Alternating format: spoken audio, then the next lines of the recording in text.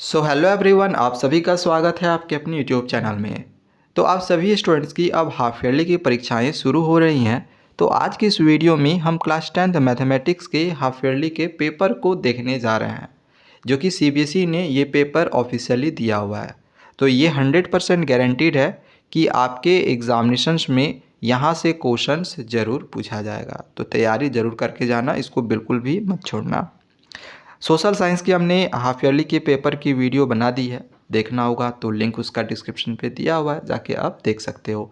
Other subject का भी हम समझेंगे, दिखाएंगे आपको सारे पेपर को, आंसर्स भी समझा देंगे। तब तक चैनल को सब्सक्राइब करके भी रख लेना। यहाँ पे सबसे पहला क्वेश्चन दिया गया है, इसमें ए का वैल्यू दिया गया है, बी का वैल्यू दिया गया है। तो फाइंड क्या करना है? फाइंड करना है ए और बी का प्रोडक्ट लेना है, देन इसको डिवाइड करना है और एलसीएम निकालना है ए और बी का, और बस सॉल्व कर देना है। आपका आंसर जो भी है वो आ जाएगा। पहले हम प्रोडक्ट निकालेंगे, देन फिर एलसीएम निकालेंगे ए बी का। तो इसका मैं आपको पूरा जो सॉल्यूशन है वो यहाँ पे दिखा दे रहा हूँ। देखो, ये आपने पढ़ा होगा कि LCM multiply HCF equal to होता है प्रोडक्ट ऑफ टू नंबर्स। इसको लिखे लिए। अब ए और बी का जो वैल्यू था इसको लिखे हुए हैं, दोनों का प्रोडक्ट निकाल रहे हैं। तो ए और बी को मल्टीप्लाई कर दिए। प्रोडक्ट में क्या होता है? पावर ऐड हो जाता है। तो x का पावर 3 और x का पावर 1, पावर को ऐड कर दिया, x का पावर 4 हो गया। इसमें भी पावर ऐड कर दिए, 2 और 3 5 हो गया, y का पावर 5 हो गया। ठीक है, प्रोडक्ट निकाल लिए, प्रोडक्ट निकल गया इतना। अब एलसीएम निकाल रहे हैं ए बी का। तो एलसीएम के लिए क्या होता है, जो बड़ा पावर है वो लेते हैं। ए और बी में देख रहे हैं कि बड़ा पावर कौन सा है। तो यहाँ पे ए का पावर 3 है, तो बड़ा पावर एक्स, और x का पावर 3 में से x का पावर 3 है, तो देख लो x का पावर 3 निकल गया। इसी तरह से y का पावर 2 और y का पावर 3 में से बड़ा पावर जो है वो 3 है, तो y का पावर 3 निकल गया। तो एलसीएम निकल गया x का पावर 3, y का पावर 3। अब हमने जैसे पहले बताया था कि दोनों को इस तरह से डिवाइड कर लेना है। जो ए बी आया प्रोडक्ट और जो एलसीएम आया, दोनों को डिवाइड कर रहे हैं। तो डिवाइड में पावर सब्ट्रैक्ट कर देते हैं। तो 4 में 1 घटाएंगे तो x का पावर 1 हो गया। इसी प्रकार से 5 में 3 घटाएंगे तो x का पावर 2 हो गया। तो ये आपका यहाँ पे देख लो कंप्लीट सॉल्यूशन हम दिखा देंगे। चलो नेक्स्ट आगे क्वेश्चन नंबर 2 को देख लो। क्वेश्चन नंबर 2 में दिया गया था given linear polynomial y is equal to f x has. अब यहाँ पे बताना है कि कितने जीरोज़ होंगे, और अगर जीरोज़ हैं कौन सा होगा। तो इसके लिए हमने पहले भी आप लोग को पोलिनोमियल चैप्टर में बहुत ही अच्छे से समझाया हुआ है, बहुत ही ईजी सा क्वेश्चन है। आपको देखना है कि इस एक्स एक्सिस पे कितने जगह पे जो लाइन है वो इंटरसेक्ट किया है। ध्यान में रखना कि यहाँ पे x है तो हम x एक्सिस देखेंगे, और यही क्वेश्चन अगर x is equal to f y रहता तो हम y एक्सिस में देखते कि y एक्सिस पे कितने जगह पे इंटरसेक्ट किया है ये वाला लाइन। ठीक है, तो यहाँ पे x एक्सिस पे एक ही जगह पे इंटरसेक्ट किया है तो एक जीरोज निकलेगा। जितना बार x एक्सिस पे इंटरसेक्ट करेगा उतना जीरोज निकलेगा। तो एक बार किया है तो वो एक जीरोज निकलेगा, और वो जीरोज कौन सा होगा, तो वो जीरोज है 3। तो यही आपका आंसर होगा, ऑप्शन बी आपका सही आंसर होगा। ठीक है, नेक्स्ट आगे क्वेश्चन नंबर 3 है। ये तो डायरेक्ट फॉर्मूला ही आप लोग का दे दिया गया है। अब बताना है कि ये जो है आपका पैरेलल दिया गया है, तो पैरेलल के लिए क्या होता है, पैरेलल के लिए फॉर्मूला क्या होता है। तो पैरेलल के लिए फॉर्मूला होता है a1/a2 equal to b1/b2 not equal to c1/c2, और ये इनकंसिस्टेंट भी होता है। ठीक है, इनकंसिस्टेंट, कंसिस्टेंट इनकंसिस्टेंट आपने पढ़ा होगा। ठीक है, अगर आपने लीनियर इक्वेशन टू वेरिएबल्स पढ़ा होगा तो ये जो आपका क्वेश्चन दिया गया है लीनियर इक्वेशन टू वेरिएबल से दिया गया है।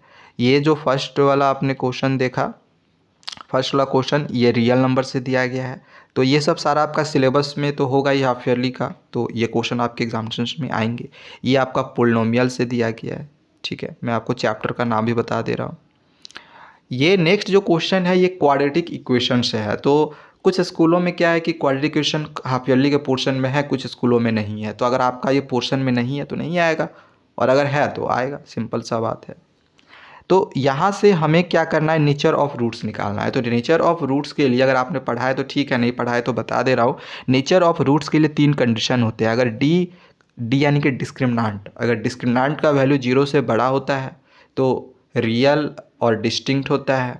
ठीक है, अगर डी का वैल्यू इक्वल होता है 0 के तो रियल और इक्वल होता है इसमें, और अगर d का वैल्यू लेस देन होता है 0 से तो नो रियल रूट्स होता है। तो हमें क्या करना है, पहले डी निकालना होगा यहाँ से। तो डी का फॉर्मूला होता है b square minus 4ac, b square minus 4ac। तो इसका मैं सॉल्यूशन यहाँ पे आपको एक बार फिर से दिखा दे रहा हूँ, ठीक है। देख लो, सबसे पहले हम यहाँ पे क्या करें, डी निकाल रहे हैं बी स्क्वायर माइनस 4ac। इसमें बी कौन सा होगा, तो एक्स का कॉफिशिएंट 6, इसका स्क्वायर करेंगे। एक और सी क्या होगा, तो एक्स स्क्वायर का कॉफिशिएंट ए और ये कांस्टेंट टर्म सी। तो सारे का वैल्यू को क्या करना है, बस हमें यहाँ पे पुट करके सॉल्व कर देना है। तो डी का वैल्यू हमें निकल जाएगा। डी का वैल्यू फाइंड करने के बाद देख लेना है कि ये जो डी का वैल्यू निकला 108, क्या ये 0 से बराबर हो रहा है, 0 से बड़ा हो रहा है या 0 से छोटा है। तो ऑब्वियसली ये 0 से बड़ा है, यानी डी जो है वो 0 से बड़ा निकल गया। तो अब क्या होगा, जब डिस्क्रिमिनेंट यानी डी 0 से बड़ा होता है तो वो रियल और डिस्टिंक्ट होता है। और कितने रियल रूट्स निकलते हैं, 2 रियल रूट्स निकलते हैं। क्यों, क्योंकि ये क्वाड्रेटिक इक्वेशन है, क्वाड्रेटिक इक्वेशन में 2 रियल रूट्स निकलेगा। सो इसका जो आपका राइट आंसर होगा, इसका जो राइट आंसर होगा वो 2 डिस्टिंक्ट रियल रूट्स निकल जाएगा, ठीक है। समझ में आ गया होगा। नेक्स्ट आगे क्वेश्चन नंबर 5 को समझ लेते हैं। 5 नंबर में है कि 2 APs have the same common difference. 2 AP है जिसका कॉमन डिफरेंस सेम है।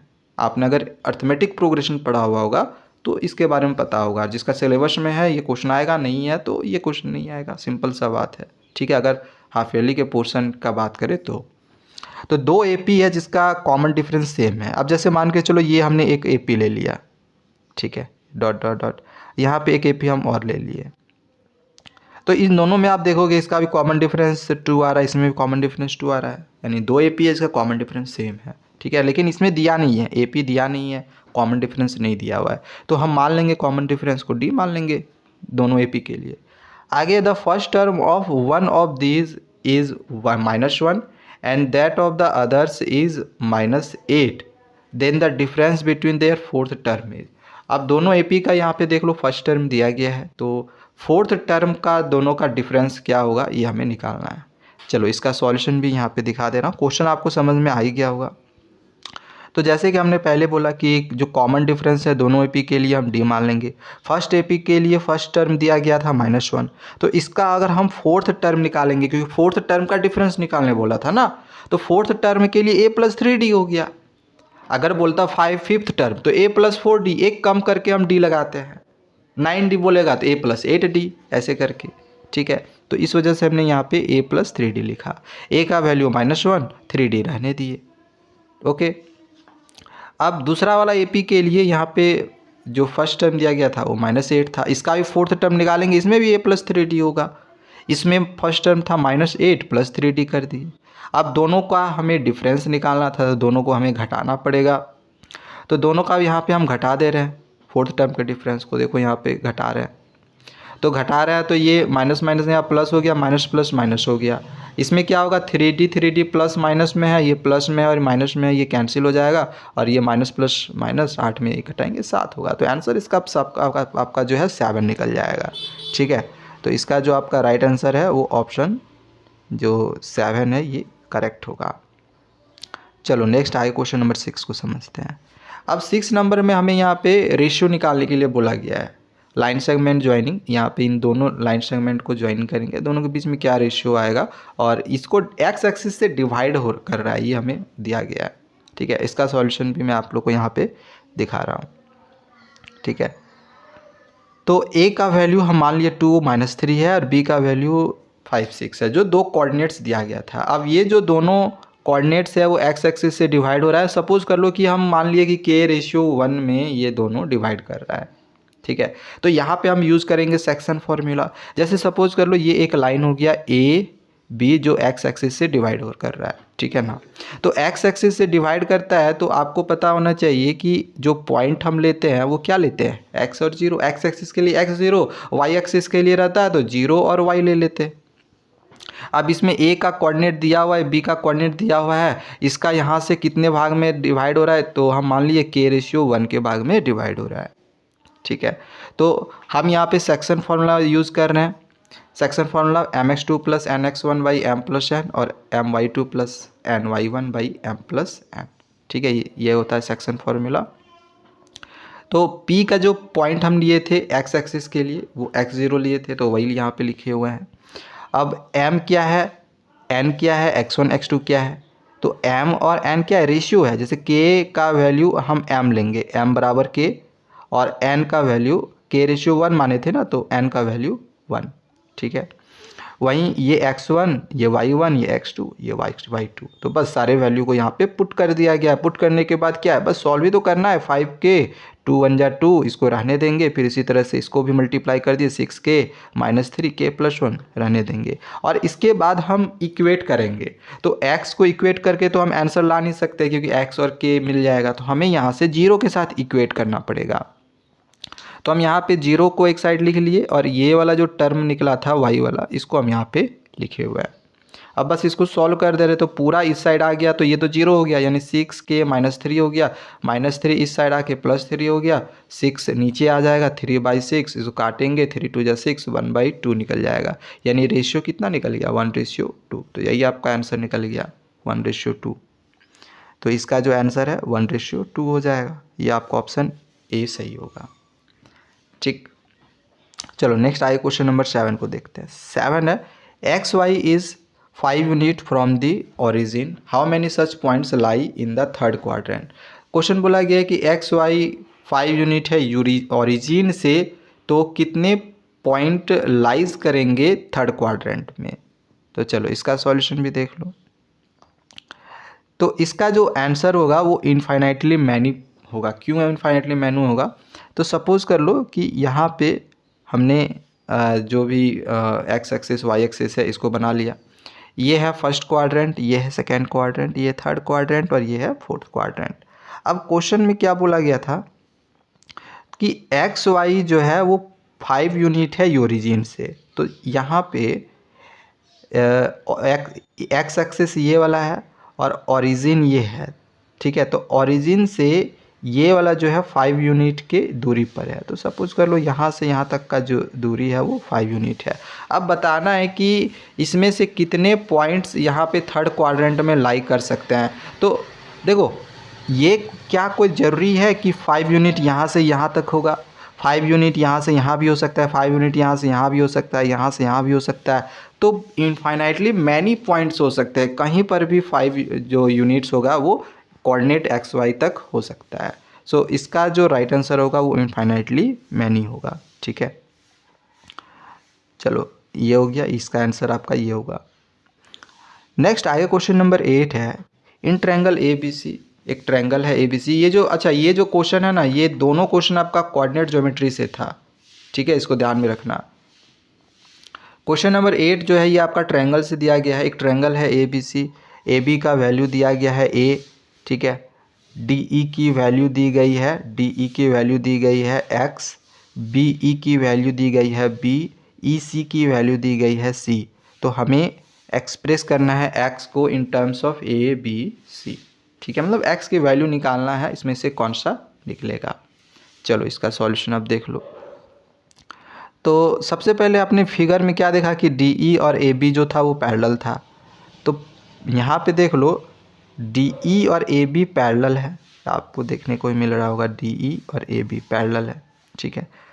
तो आगे यहाँ पे दिया गया है कि एंगल ए बी सी और डी ई सी इक्वल होगा। एंगल ए बी सी और D E C, angle A B C और डी ई सी ये दोनों इक्वल एंगल है, ठीक है। तो आगे फिर यहाँ पे क्या है, तो in triangle A B C और डी ई सी, एक बड़ा वाला जो ट्रायंगल था ए बी सी, ये बड़ा वाला ट्रायंगल, और डी ई सी ये छोटा वाला ट्रायंगल, इन दोनों ट्रायंगल को हम पहले क्या कर रहे हैं, सिमिलर प्रूफ करके दिखा रहे हैं। तो एक ये जो था इसको हम यहाँ पे लिख लिए हैं, एंगल सी दोनों में कॉमन निकला, तो हम एंगल क्राइटेरिया से या सिमिलरिटी से हम कह सकते हैं कि दोनों जो ये ट्रायंगल है ये सिमिलर है। अब ट्रायंगल अगर सिमिलर होता है तो पता है कि जो साइड्स होता है वो प्रोपोर्शनल में हो जाता है। तो यहाँ पे जो साइड्स है वो प्रोपोर्शनल में ले लिए, ठीक है, कॉरस्पॉन्डिंग साइड्स प्रोपोर्शनल में हो जाता है। अब बस इसी का जो वैल्यू था उसको पुट कर दिए, इसके बाद बी सी का जो वैल्यू था गिवन दिया गया, ये सब बी प्लस सी इसको पुट कर दिए, डी ई के जगह पे एक्स वैल्यू पुट कर दिए, ए बी के जगह पे ए पुट कर दिए, और इसको बस सॉल्व किया है, इसको बस सॉल्व किए हैं, इसको क्रॉस मल्टीप्लिकेशन कर देंगे। तो x की वैल्यू हमें फाइंड करनी थी ना, तो x की वैल्यू फाइंड करेंगे तो b प्लस सी के साथ मल्टीप्लाई होगा ना x, इस वजह से b प्लस सी नीचे आएगा, a और c ऊपर चला जाएगा, तो A C by B plus C, यही आपका आंसर निकल जाएगा, A C by B plus C. तो ये आ जाएगा A C by B plus C answer होगा। ठीक है, अब नेक्स्ट आगे क्वेश्चन नंबर 9 को समझते हैं। तो 9 नंबर में दिया गया है if O is centre of a circle, O यहाँ पे इस सर्किल का सेंटर है, and chord P Q makes an angle 50 degree. देखो 50 डिग्री ना ये वाला एंगल दिया गया है, ठीक है, 50 डिग्री इसकी वैल्यू दी गई है, with the tangent P R at the point of contact P, तो find the angle made by the chord at the centre. तो यहाँ पे जो एंगल है वो कितना बनेगा ये हमें फाइंड करना है, इसकी वैल्यू फाइंड करनी है। तो इसकी वैल्यू फाइंड करने के लिए पहले हमें इसका वैल्यू निकालना पड़ेगा और इसका वैल्यू निकालना पड़ेगा।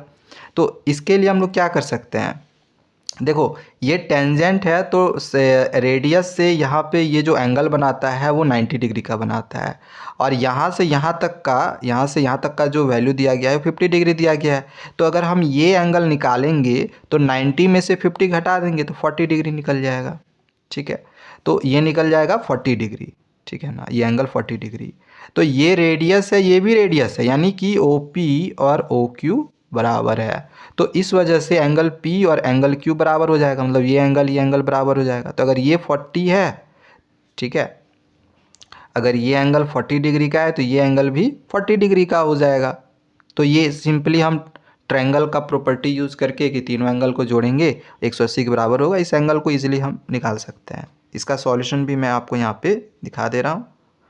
देखो सबसे पहले पी आर जो टेंजेंट था उसको ले लिए थे, तो एंगल ओ पी आर का वैल्यू 90 डिग्री था, वो हम आप लोग को दिखाई चुके थे कहाँ पे 90 डिग्री था।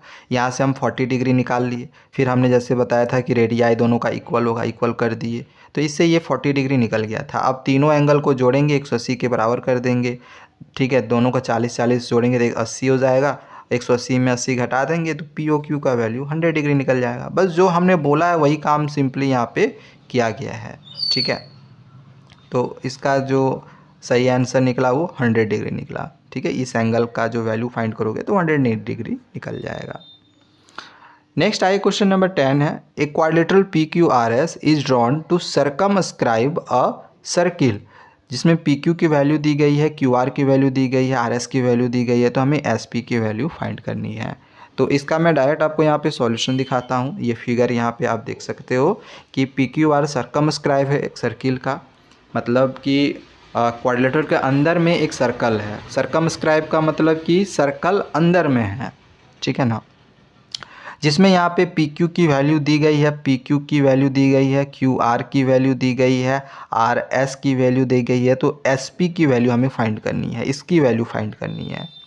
तो यहाँ पे आपको पता ही होगा कि lengths of tangent drawn to a circle from external point are equal, मतलब जो टेंजेंट्स होता है वो इक्वल होता है, ये हमें पता ही है। यानी कि यहाँ से आप कह सकते हो पी ए पी डी बराबर होगा, क्यू ए क्यू बी बराबर होगा, बी आर आर सी बराबर होगा, जितने टेंजेंट्स हैं यहाँ पे ये सब सारे इक्वल्स होंगे। अब बस करना क्या है, यहाँ पे आप सॉल्यूशन देख लो, P Q plus R S हमें निकाल लेना है। पी क्यू और आर एस इन दोनों को ऐड कर दिया गया है, तो इसमें दो साइड आ रहा है ना, पी ए और ए क्यू। इसी प्रकार से आर एस में भी यहाँ पे एस सी और आर सी आ रहा है, इसको हम यहाँ पे ऐड कर दिए। बस यहाँ पे आपको जो सॉल्यूशन है आपको अच्छे से समझ लेना। मैं यहाँ पे आपको पूरा सॉल्यूशन अभी मैं नहीं समझा रहा हूँ, क्योंकि अगर मैं सॉल्यूशन समझाने जाऊँगा वीडियो और भी ज़्यादा लंबा हो जाएगा। ठीक है, एक बार खुद से कोशिश करो समझने का, नहीं समझ में आएगा कमेंट करोगे, मैं दूसरे वीडियो में समझा दूंगा। इसका जो आपका आंसर निकलेगा वो 11 सेंटीमीटर निकलेगा। तो मैं यहाँ पे आपका जो राइट आंसर है वो दिखा दे रहा हूँ, 11 सेंटीमीटर सही निकल जाएगा। ठीक है, देखो समय बचा रहा हूँ क्योंकि अभी मैं समझाने गया एक एक लाइन तो बहुत लंबा वीडियो बन जाएगा। नेक्स्ट आगे क्वेश्चन नंबर 11 है, जिसमें साइन थीटा का वैल्यू दिया गया है ए बाई बी, तो कॉस थीटा की वैल्यू हमें फाइंड करनी है। देखो इसको बनाने के कई तरीके हैं, आप पी और एच की वैल्यू फाइंड करके भी निकाल सकते हो, कॉस थीटा का डायरेक्ट फार्मूला यूज़ करके भी बना सकते हो। ठीक है ना, तो यहाँ पे हम क्या कर रहे हैं कि पी और बी करके बना लेते हैं। जैसे मान के चलो साइन थीटा की वैल्यू दी गई है ए बाई बी, तो साइन थीटा का फॉर्मूला क्या होता है, पी बाई एच। तो पी का वैल्यू और बी की वैल्यू हम यहाँ से फाइंड कर सकते हैं। पी का वैल्यू ए और एच की वैल्यू है बी, ठीक है। तो हम क्या निकालेंगे, पहले बेस निकालेंगे, b की वैल्यू फाइंड करेंगे। तो b की के लिए हम लोग क्या करते हैं, formula root under h square minus p का स्क्वायर। तो h की वैल्यू कितनी है, h की वैल्यू दी गई है b, तो b का स्क्वायर, और p की वैल्यू कितना है a, तो a का स्क्वायर। तो root under B square minus ए स्क्वायर, b की वैल्यू निकल गई। ठीक है। तो हमें कॉस थीटा निकालना था। कॉस थीटा का फॉर्मूला क्या होता है, b बाई एच। तो b के जगह पे कितना दिया गया था, हमने b के जगह पे कितना निकाला था, root under B square minus A square by h. H की वैल्यू यहाँ पे हमने निकाला था b, तो यही आपका आंसर निकल जाएगा, root under B square minus A square by b। ठीक है। इसका सॉल्यूशन भी यहाँ पे मैं आपको दिखा दे रहा हूँ। ठीक है, जैसा कि अभी हमने बनाया था बिल्कुल वैसे ही सेम यहाँ पर भी बनाया हुआ है। ठीक है, यहाँ पे आप देख सकते हो। ठीक है, जो भी सॉल्यूशन आप यहाँ पे देख लो। चलो नेक्स्ट आगे क्वेश्चन नंबर जो 12 है, ये भी ट्रिगोनोमेट्री का क्वेश्चन है, ट्रिगोनोमेट्रिक आइडेंटिटीज़ से है। इस क्वेश्चन का सॉल्यूशन हम यहाँ पे समझेंगे। सबसे पहले देखो क्वेश्चन यहाँ पे लिखा गया है, सेक ए का फॉर्मूला 1 बाई कॉस ए में तोड़ दिए, टेन ए का formula sine A by cos A में तोड़ दिए, 1 माइनस साइन ए रहने दिए। कॉस ए एलसीएम लिए तो 1 प्लस साइन ए जैसे का वैसे ही हो गया, 1 माइनस साइन ए रहने दिए। अब 1 प्लस साइन ए और 1 माइनस साइन ए दोनों को मल्टीप्लाई किए, ए प्लस बी ए माइनस बी, फॉर्मूला हो गया ए का स्क्वायर माइनस बी का स्क्वायर। ए का स्क्वायर 1 है, 1 का स्क्वायर करेंगे 1 ही रहेगा। बी के जगह पे साइन ए है, साइन का स्क्वायर करेंगे तो साइन स्क्वायर ए हो जाएगा। और 1 minus sine square a formula होता है कॉस स्क्वायर ए का, रहने दिए। कॉस और स्क्वायर कट गया, सिर्फ कॉस ए बच गया, तो कॉस ए इसका आपका सही आंसर निकल जाएगा। ठीक है, तो कॉस ए इसमें सही आंसर निकलेगा, ये ऑप्शन डी। नेक्स्ट आगे क्वेश्चन नंबर 13 है। अभी देखो मैं आपको क्वेश्चन यहाँ से पढ़ दे रहा हूँ और अच्छे से आप देख लेना, सॉल्यूशन मैं आपको दिखा दे रहा हूँ। एक्सप्लेन ज़्यादा अभी मैं नहीं करूँगा क्योंकि वीडियो ऑलरेडी बहुत लंबा हो चुका है। एक पोल है 6 मीटर का, जो कि वो एक शैडो बना रहा है इतना मीटर लॉन्ग किसी ग्राउंड पे। तो देन सन्स एलिवेशन ही, हमें यहाँ पे जो सन की एंगल है वो कितने डिग्री की बनेगी वो फाइंड करनी है। तो यहाँ से क्वेश्चन देख लो, ये पोल हो गया 6 मीटर का, इसका शैडो यहाँ पे 2√3 है। मान लिए कि यहाँ पे सन है, सन एक एंगल बना रहा है थीटा का, तो यहाँ पे हमने थीटा ले लिया। तो यहाँ से हम ले रहे हैं पी और बी ले रहे हैं, पी बाई बी फॉर्मूला होता है टेन थीटा का, तो टेन थीटा ले लिए A B by B C. A B का वैल्यू है 6 मीटर और बी सी का वैल्यू है 2√3। यहाँ पे काट दिए, 2 3 या 6 कट गया, यानी कि यहाँ पे कितना बच गया, 3/√3 ये बचा था।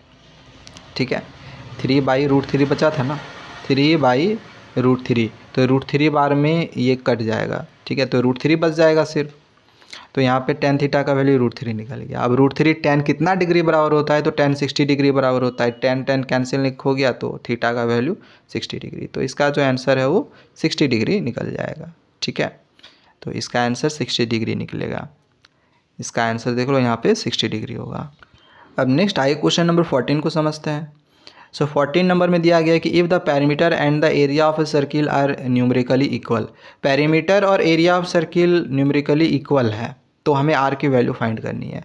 देखो पेरीमीटर ऑफ सर्किल यानी सरकमफेरेंस ऑफ सर्किल फॉर्मूला होता है 2πr, और एरिया ऑफ सर्किल का होता है πr²। तो इसको बस कैंसिल करना है ना, 2πr और πr²। तो पाई पाई कैंसिल हो गया, एक आर से एक आर कैंसिल हो गया, तो आर की वैल्यू कितनी निकल गई, 2। यही आंसर हो जाएगा, आर का वैल्यू 2 हो जाएगा। तो इसका आंसर 2 निकल गया, 14 का आंसर 2 यूनिट। नेक्स्ट आगे क्वेश्चन नंबर 15 है। It is proposed to build a single circular park equal in area to the sum of areas of 2 circular parks of diameters 16 metre and 12 metre in a locality. तो radius क्या होगा नए park का। तो इसके लिए यहाँ पे सॉल्यूशन आपको मैं दिखा दे रहा हूँ। सबसे पहले फर्स्ट सर्कुलर पार्क का जो डायमीटर है वो 16 मीटर है, तो इसका हम रेडियस निकाल लिए। इसी प्रकार से सेकेंड सर्कुलर पार्क का जो डायमीटर है 12 मीटर है, तो इसका भी हम रेडियस निकाल लिए, दोनों का रेडियस निकाल लिए। अब पहले पार्क का हम यहाँ पे एरिया निकाल रहे हैं, तो 64 पाई हुआ। दूसरे पार्क का एरिया निकाल रहे हैं, 36 पाई हो गया। और ये दिया गया था, गिवन दिया गया है कि area of single circular park equal to दोनों पार्क का सम के इक्वल है। तो सिंगल पार्क का pi capital R² equal to दोनों का जो आया दोनों को ऐड कर दिया, बस इसको सॉल्व कर लिए। पाई पाई कैंसिल हो गया, आर का वैल्यू 10 मीटर निकल जाएगा। क्वेश्चन बहुत ही सिंपल था, इजीली आप इसको कर सकते थे। तो इसमें 10 मीटर आपका आंसर निकल गया था। ठीक है, ये ऑप्शन ए सही होगा। नेक्स्ट क्वेश्चन नंबर 16 है कि there is a green square board of side two a unit circumscribe और रेड सर्किल। जैसे ऊपर में सरकमस्क्राइब के बारे में समझा था, बिल्कुल यहाँ पर भी उसी तरह से है। ठीक है, Jaidev is asked to keep a dot on the above said board तो find the probability that he keeps the dot on the ground region. तो हमें यहाँ पे प्रोबेबिलिटी फाइंड करना है। फटाफट मैं यहाँ पे आपको सॉल्यूशन भी दिखा दे रहा हूँ कैसे इसको हम बना सकते हैं। देखो, सबसे पहले हम एरिया ऑफ स्क्वायर जो स्क्वायर था इसका हम सबसे पहले एरिया निकालेंगे। तो इसका साइड दिया गया है 2a, तो एरिया ऑफ स्क्वायर का फॉर्मूला क्या होता है? साइड का स्क्वायर, तो 2a का स्क्वायर करेंगे तो 4a स्क्वायर हो जाएगा। तो यही वाला यहाँ पे निकाला गया है। ठीक है, अब एरिया ऑफ सर्किल का फॉर्मूला निकालना पड़ेगा क्योंकि इसके अंदर में सर्किल है ना, स्क्वायर के अंदर में सर्किल है, सरकमस्क्राइब है ना। तो एरिया ऑफ सर्किल का फॉर्मूला क्या होता है? पाई आर स्क्वायर। तो आर के जगह पे ए है तो ए का स्क्वायर कर दिए, तो पाई ए स्क्वायर हो गया। अब दोनों का हमें डिफरेंस निकालना था। ठीक है, तो हम दोनों को यहाँ पे डिफरेंस कर दे रहे हैं तो इतना आ जाएगा। अब प्रोबेबिलिटी बराबर क्या होता है? Favourable outcomes by sample space. तो ये हो गया, घटाने के बाद आ गया ये हम लोग आ गया फेवरेबल आउटकम्स, और सैम्पल स्पेस जो था वो ये था 4a स्क्वायर। ना टोटल जो स्क्वायर का एरिया था उसका, बस दोनों को यहाँ पे काट के जो भी आया वो हमारा आंसर हो गया। तो 4 माइनस पाई बाई 4 ये हम लोग का राइट आंसर निकल जाएगा। ठीक है, 4 माइनस पाई बाई 4। अब नेक्स्ट आइए क्वेश्चन नंबर 17 को समझते हैं। ये प्रोबेबिलिटी से क्वेश्चन दिया गया है कि 2 cards of hearts, 2 card heart का है एंड 4 कार्ड्स स्पेड्स का है, are missing from a pack of 52 cards. ताश की गड्डी में टोटल कितने कार्ड्स होते हैं? 52 कार्ड्स होते हैं, जिसमें से बोला गया है कि 2 कार्ड हर्ट का और 4 कार्ड स्पेड्स का ये दोनों घट जाता है। ठीक है, 52 कार्ड्स में से वो मिसिंग है, तो 52 में 4 2 6 घटाएंगे तो कितना निकल जाएगा? 46 कार्ड। पहले क्या था समझो इसको, 52 कार्ड्स था जिसमें से 2 कार्ड हार्ट का मिसिंग हो गया, तो 2 हटा देंगे कितना हो गया? 50। इसी प्रकार से 4 कार्ड्स स्पेड्स का फिर से मिसिंग है, तो 4 इसमें से फिर घटा देंगे तो कितना निकल गया? 46। अभी कितना बच गया रिमेनिंग? 46 कार्ड। ओके, चलो ठीक है। तो प्रोबेबिलिटी हमें किसका फाइंड करने के लिए बोला गया है? यहाँ प्रोबेबिलिटी देख रहे हैं, प्रोबेबिलिटी किसका फाइंड करने के लिए बोला है? तो a black card from the remaining pack, जो भी बच गया उसमें से जो ब्लैक कार्ड है उसका प्रोबेबिलिटी। तो ब्लैक कार्ड कितने होंगे पहले ये पता होना चाहिए। देखो 26 रेड होते हैं, 26 ब्लैक होते हैं, ये हमें पता है। अब 4 जो ये स्पेड्स होता है ना, स्पेड्स ब्लैक कलर का होता है और हार्ट्स होता है वो रेड कलर का होता है। तो 4 कार्ड्स तो ऑलरेडी मिसिंग है ना, तो यहाँ से 4 हमें फिर घटाना पड़ेगा, तो ये कितना हो जाएगा? 22 कार्ड्स।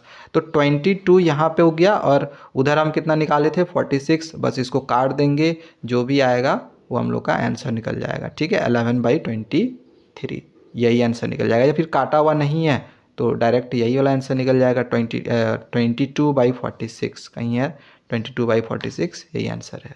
ठीक है, चलो नेक्स्ट आगे क्वेश्चन नंबर 18 को देख लो। 18 नंबर में है कि find the upper limit of the model class.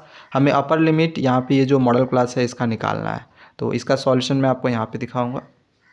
ठीक है, सबसे पहले हमें कम्युलेटिव फ्रीक्वेंसी इसमें निकालना पड़ता है। अगर आपने मीन मोड मीडियन पढ़ा हुआ होगा तो आपको इसके बारे में पता होगा, नहीं पढ़ा होगा तो आपको समझ में आ जाएगा। सबसे पहले हम यहाँ पे क्लास इंटरवल निकालते हैं। तो क्लास इंटरवल किस प्रकार से निकालेंगे अभी मैं एक्सप्लेन नहीं करूँगा, किसी वीडियो में आपको एक्सप्लेन कर दूंगा जब हम मीन मोड मीडियन पढ़ेंगे तब और समझेंगे तब। ठीक है ना। कम्युलेटिव फ्रीक्वेंसी यहाँ पे निकाला गया, फिर फ्रीक्वेंसी यहाँ पे निकाला गया। फ्रीक्वेंसी यहाँ पे किस प्रकार से निकालते हैं? देखो कम्युलेटिव फ्रीक्वेंसी ये ना क्वेश्चन में गिव हैंड रहता है। देखो यहाँ पे ये सब जो दिया गया है ये वही सब सारा हम यहाँ पे लिखे हुए हैं, कम्युलेटिव फ्रीक्वेंसी यही है। ठीक है ना। ठीक है, तो यही सब सारा यहाँ पे लिखा हुआ है। इसके बाद यहाँ पे फ्रीक्वेंसी कैसे निकालते हैं? 4 का 4 हो गया। अब इन दोनों को घटा के यहाँ लिखे, फिर इन दोनों को घटा के यहाँ पे लिखे, फिर इन दोनों को घटा के यहाँ, मतलब इसको घटाते जाओ यहाँ पे लिखते जाओ, हो गया ये। ठीक है, अब मॉडल क्लास निकालना है। तो मॉडल क्लास के लिए हम देखेंगे कि इसमें से फ्रीक्वेंसी में से सबसे बड़ा नंबर कौन सा है। तो सबसे बड़ा नंबर हम यहाँ पे देख रहे हैं 18 है, तो ये हो गया हम लोग का मॉडल क्लास।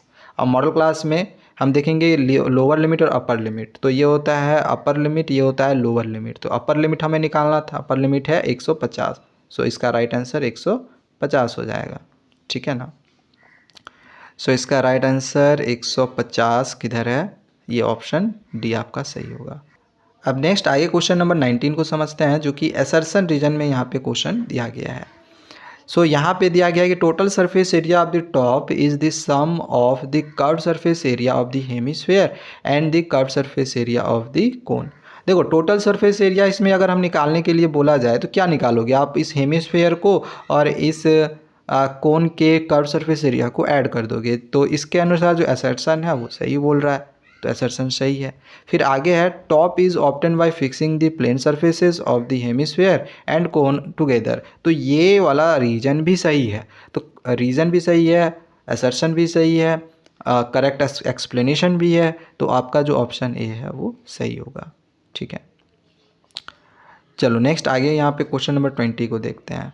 अब यहाँ पे असर्शन दिया गया है कि ये अर्थमेटिक प्रोग्रेशन में है, तो अर्थमेटिक प्रोग्रेशन में है या फिर नहीं है, इसके लिए हमें कॉमन डिफरेंस निकालना पड़ेगा। तो इसका जब आप कॉमन डिफरेंस निकालोगे, A2 में A1 घटा लो या फिर A3 में A2 घटाओगे, तो कॉमन डिफरेंस दोनों का सेम निकलेगा, तो असर्शन हम लोग का इसमें सही होगा। बट इसका रीज़न में क्या दिया गया है कि the terms of an arithmetic progression can not have both positive and negative rational number, कि जो अर्थमेटिक प्रोग्रेशंस के जो टर्म होते हैं वो पॉजिटिव और नेगेटिव दोनों नंबर्स में नहीं हो सकते हैं, बट जो कि ये गलत है। यहाँ पे आप देख रहे हो ये पॉजिटिव में भी, ये नेगेटिव में भी, या नेगेटिव पॉजिटिव दोनों में हो सकता है, तो जो रीज़न है वो गलत दिया गया है। तो असर्शन सही है, रीज़न गलत है, तो ये ऑप्शन सही हम लोग का सही आंसर हो जाएगा। तो देखो 20 क्वेश्चन थे जो MCQ में थे, वो हम आप लोग करवा दिए हैं। बाकी क्वेश्चन ये जो सेक्शन बी के सारे क्वेश्चंस हैं, इसकी वीडियो की अगर आपको पूरा क्वेश्चन का आंसर समझना होगा तो हमने ऑलरेडी बनाया हुआ है, वीडियो में पूरा समझाया हुआ है, उसका मैं लिंक डिस्क्रिप्शन पे दे रहा हूँ, जाके आप देख सकते हो। और अगर आप वीडियो नहीं देखना चाहते हो तो इसका पूरा सॉल्यूशंस का जो PDF है वो भी मैं आप लोग को डिस्क्रिप्शन पे दे दूँगा, आप चाहो तो वहाँ से इसके सॉल्यूशंस को समझ सकते हो। ठीक है, हमने पूरा का सॉल्यूशन जो है ये सब करवाया हुआ है। ज़्यादा अच्छा रहेगा कि आप वीडियो देख लो, यहाँ पे केस स्टडी बेस्ड भी क्वेश्चन है, इन सब का सॉल्यूशंस हमने बहुत ही अच्छे से करवाया हुआ है। अगर आपको सॉल्यूशंस अच्छे से समझना होगा और अच्छे से, तो इसकी वीडियो ऑलरेडी बनी पड़ी है, आप देख सकते हो, डिस्क्रिप्शन पे इसका लिंक आपको मिल जाएगा।